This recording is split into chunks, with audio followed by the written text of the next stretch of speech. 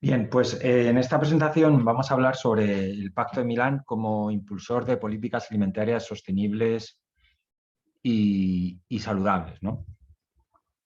Lo primero que tendríamos que ver en este caso, eh, ¿qué son las políticas alimentarias locales? No existe una definición estándar, hay mucha gente que habla de políticas alimentarias locales, pero realmente, bueno, pues aquí ponemos una definición que puede ser útil en este caso para centrar el tiro, ¿no? Entonces, las políticas alimentarias locales, pues son acciones, al final son acciones que llevan las entidades locales, que como bien sabéis pueden ser los municipios, las mancomunidades y otra serie de organizaciones, las entidades locales menores también, que pueden estar de forma aislada, que pueden realizarse de forma aislada, es decir, por ejemplo, puede ser un huerto urbano o puede ser una estrategia de compra pública o algo similar, o bien puede estar agrupada en una estrategia o un plan de acción. Esto es importante porque hay algunos municipios o algunas entidades locales que bien lo hacen, que empiezan haciendo acciones aisladas y luego posteriormente se pasan a hacer acciones coordinadas, que es lo que se suele hacer en estrategia, planes, marcos o como lo quiera llamar cada uno, ¿no? Con el objetivo de intervenir a lo largo de todas las fases de la cadena de suministro, es decir, desde la producción hasta que el producto está casi ya en manos de la persona que lo consume. Eso por un lado, esa visión sistémica del sistema alimentario, pero además de esa visión del sistema alimentario, tenemos que hablar de los ambientes alimentarios, que es los entornos en los cuales la gente pues, accede a la alimentación y tiene conciencia y constancia de lo que se está ofreciendo, ¿no? Pues está la publicidad, está las recomendaciones que te hacen las distintas personas con las que convives, etcétera. Esos son los ambientes alimentarios, que ahí también puede influir, por supuesto, pues las políticas alimentarias. Y por último, ya el resultado final de todos estos de la cadena de suministro y los ambientes alimentarios es el resultado final, que es la dieta que llevan las personas, ya en esto algo desde el punto de vista individual, en el cual pues se realizan una serie de elecciones sobre qué se come, cuándo se come, cómo se come, con quién se come, etcétera, etcétera, ¿no? Entonces eso ya no es dieta. Entonces las políticas alimentarias influyen en esas tres grandes partes, ¿no? El objetivo de todo ello es lograr una mejor sociedad en su conjunto, desde el punto de vista, hablaremos desde el punto de vista de justicia social, de equilibrio en el uso, en el reparto de los recursos, de respeto a la naturaleza, como vemos, ¿no? Posteriormente se define como un mayor equilibrio entre esta y la naturaleza, también de lucha contra la mala alimentación, etcétera, ¿no? Pero por no poner todas esas definiciones, pues podríamos decir que las políticas alimentarias básicamente hacen esto. Importante que son entidades locales que la llevan a cabo en una escala territorial definida.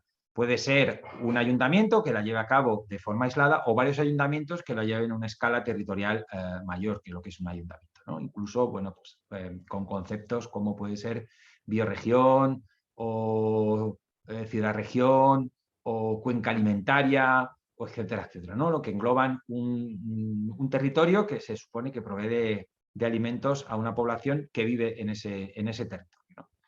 Entonces, un pequeño recorrido histórico sobre lo que puede ser, o el marco histórico sobre dónde se genera este marco de Pacto de Milán sobre políticas alimentarias. En este caso, el Pacto de Milán habla de políticas alimentarias urbanas. Nosotros preferimos hablar, en este caso, de políticas alimentarias locales, porque integra a lo que es la ciudad, las ciudades y también lo que integran lo que son otros municipios menores, municipios intermedios y municipios rurales que tienen una definición, que son municipios menos de 30.000 habitantes con una densidad de población de menos de 100 habitantes por kilómetro cuadrado, ¿no? Entonces, en este recorrido histórico tenemos varios hitos, como es la Carta de Aalborg, que habla ya sobre un compromiso de los municipios europeos para cumplir con las directrices expuestas en las agendas 21 locales, el programa de alimentos para las ciudades de FAO en el 2021, las directrices voluntarias por el derecho a la alimentación, un dictamen del Comité Económico y Social Europeo sobre la agricultura urbana, la Agenda 2030, que, bueno, pues que se ha hablado en esta jornada, el Pacto de Política Alimentaria del Pacto de Milán, que es lo que desarrollaremos un poco más adelante, Consenso de Shanghái sobre ciudades saludables, la nueva agenda urbana, y luego todo lo que en esto específicamente sobre la agenda urbana, también aquí podríamos incluir pues la agenda urbana española y otra serie de cosas, ¿no? Y luego también todo lo que ha venido a posteriori, que ha podido ser pues, el Pacto de la Granja a la Mesa, bueno, la estrategia de agricultura ecológica de la Comisión Europea y otra serie de cuestiones, ¿no? Entonces, el Pacto de Milán lo que hace es, o lo que dice que es trabajar para desarrollar sistemas alimentarios. Es como con esa visión que estamos hablando de sistema alimentario global, ¿no? No solamente de sistema de producción de alimentos, sino sistema alimentario, desde la producción hasta el consumo, que sean sostenibles, inclusivos, resilientes, seguros y diversificados. ¿Para qué? Para asegurar comida sana y accesible a todos en un marco de acción basado en los derechos, en este caso derecho a la alimentación, con el fin de reducir los desperdicios de alimentos, preservar la biodiversidad y al mismo tiempo mitigar y adaptarse a los efectos de los cambios climáticos. ¿Cuáles son los ejes de este Pacto de Milán? Pues aunque aquí dice que hay 148 ciudades, es una diapositiva un poco antigua, pero sí que nos permite ver que hay como 6 ejes, ¿no? Que son el eje de gobernanza alimentaria, es el control de la población, y esto tiene que ver con el concepto de soberanía alimentaria, que es el concepto sobre soberanía alimentaria, es la capacidad de decisión que tienen los diferentes pueblos para decidir sobre lo que comen y cómo producen lo que comen, básicamente, que está definido se hizo en Mieleni hace ya, y lo definió la vía campesina hace ya unos cuantos años, entonces este concepto está muy relacionado con él, y es lo que se llama de gobernanza alimentaria. Por otro lado, dietas saludables, que estábamos hablando anteriormente, ¿no? O un objetivo de alimentación sana y sostenible para el conjunto de la población, una equidad social, que todo el mundo pueda acceder en esa accesibilidad, todo el mundo pueda acceder a una alimentación sana y sostenible. Una producción de proximidad, como no podía ser de otra forma, estamos hablando de políticas alimentarias locales y estamos hablando de estos conceptos de bioregión o de cuenca alimentaria, etcétera, pues no puede ser de otra forma. Y ahí, por supuesto, tiene que haber una intervención de la venta directa y circuitos cortos de las personas que producen y transforman alimentos y también comercializan, en este caso, con un intermediario, a lo mejor como máximo. Y luego, por último, disminuir el desperdicio alimentario, que sabéis que es una de las grandes lacras de entre muchas otras, de este sistema alimentario. Bien, entonces estos grandes ejes, que son 6, se desglosan luego, no leeré todas, pero sí que ten en cuenta que se desglosan en una serie de acciones específicas, como ya hemos dicho, en el eje de gobernanza, nutrición, equidad, producción alimentaria y producción y distribución alimentaria. Y, por último, desperdicio alimentario, con 37 grandes acciones o 37 grandes grupos de acción para hacer cosas, ¿no? Entonces, bueno, pues no lo detallaré, pero sí que decir que bueno, en la eje de gobernanza se habla de colaboración, sobre todo dentro de los municipios, y trabajar a cuestión municipal con la gente. Luego, posteriormente, nutrición y dieta saludable, se habla de educación, divulgación, normas de acceso y normativas, básicamente, y la coordinación. En equidad social y económica, bueno, pues sabéis, protección social, comedores institucionales, etcétera, etcétera. En producción alimentaria, bueno, pues desde la promoción hasta los vínculos, hasta el acceso a la tierra, hasta otra serie de cosas.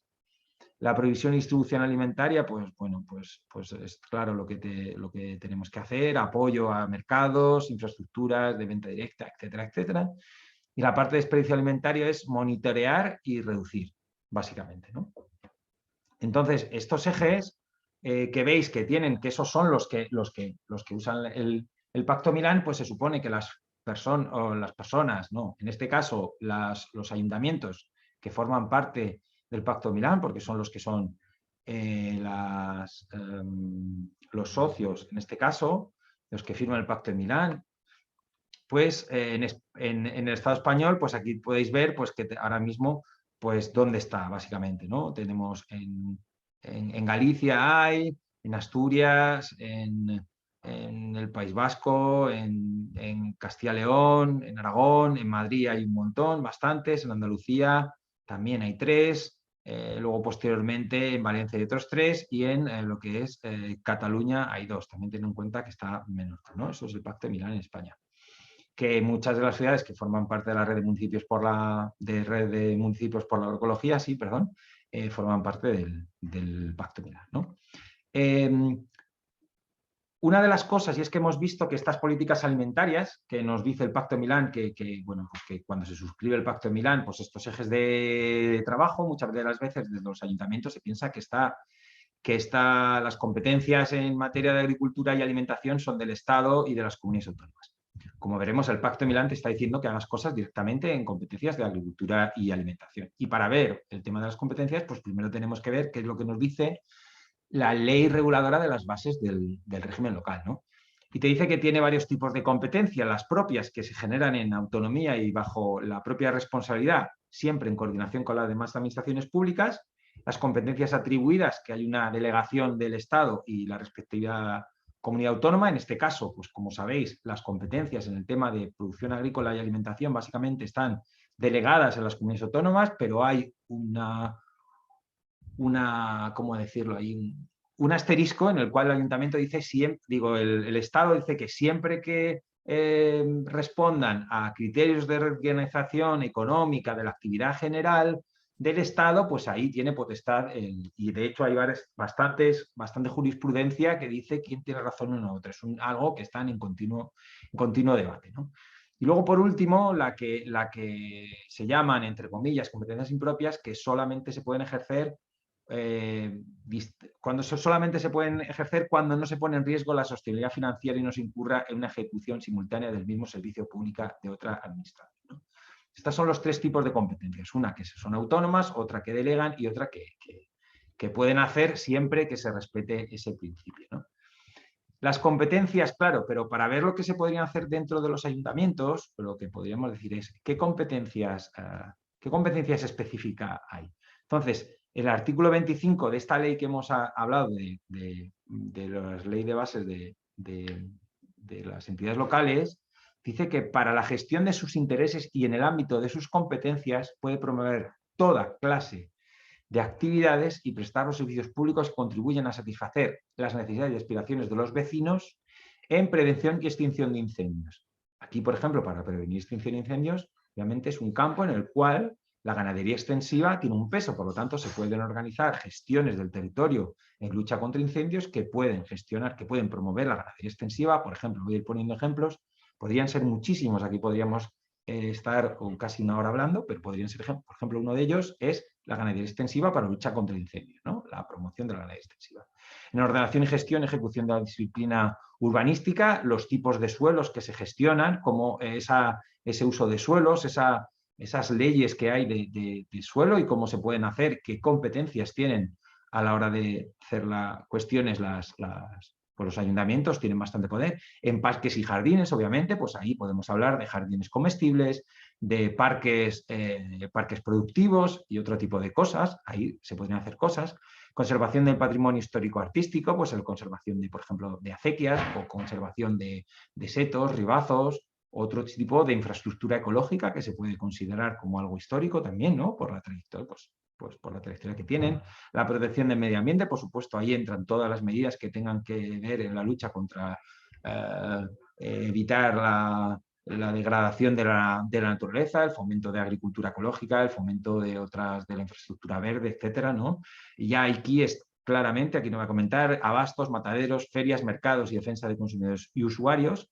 La cuestión de la protección de la salubridad pública, en esto aquí pues pueden hacerse cosas, por ejemplo, evitar el uso de ciertos productos porque contaminan las capas freáticas, y en este caso estas capas freáticas luego posteriormente se la tiene que beber la población de ahí, entonces pues está previniendo que haya ciertas dosis, por ejemplo, de nitratos en el agua, podría hacerse también, ¿no? Participación en la gestión de la atención primaria de la salud, bueno, pues aquí la lucha contra por ejemplo, el prohibir la publicidad de alimentos malsanos en todo lo que es las vallas publicitarias del ayuntamiento, o en las marquesinas, o por ejemplo el fomento, cursos, talleres, charlas para consumo de productos sanos y sostenibles, ¿no? Porque estamos viendo que la sostenibilidad tiene que ver con, por ejemplo, con el calor que estamos teniendo este verano, y esto pues tiene una relación directa con el cambio climático, y por ahí pues la salud también. Sabemos que en verano pues se sufre muchísimo desde el punto de vista físico y mental por estas cuestiones, ¿no? Prestación de servicios sociales de promoción y reinserción social, por supuesto aquí pues el tema clásico es las tarjetas monedero, bancos de alimentos, etcétera, etcétera. En la cuestión de servicios de limpieza viaria, y aquí en este caso habría que recoger recogida y tratamiento de residuos, fabricar compost a escala municipal para usarlo en parques y jardines o para usarlo en explotaciones agrarias. Instalaciones, actividades o instalaciones culturales y deportivas, por supuesto culturales, la cultura de la alimentación, fundamental. También el tiempo libre, el turismo, pues acciones de turismo agroalimentario se pueden hacer, fomentar la producción local, se pueden hacer las ferias locales, etcétera, etcétera, y participar en la programación de la enseñanza y cooperar con la administración educativa. Pues ahí podemos enseñar qué es lo que se está haciendo en nuestro municipio, nuestras tradiciones, nuestras costumbres, nuestra forma correcta de manejar el territorio, etcétera, etcétera. Entonces, como podéis ver, estas competencias permiten transformar o permiten trasladar muchísimo, y son competencias específicas, que es lo que estábamos hablando anteriormente, que pueden hacer los distintos ayuntamientos, ¿no? Sin recurrir a competencias de las comunidades autónomas o del Estado. Lo que pasa es que esto muchas veces pues, da miedo porque no se tienen las ordenanzas, y da miedo porque no se sabe. Y ahí la red pues, lo que hace es intentar poner en común ese conocimiento y este conocimiento para que la gente pues pueda lanzar estas cosas, ¿no? Y nada, con esto yo ya he hecho esta pequeña introducción. Os doy muchas gracias. Si tenéis cualquier cuestión, ahí tenéis mi correo. Saludo.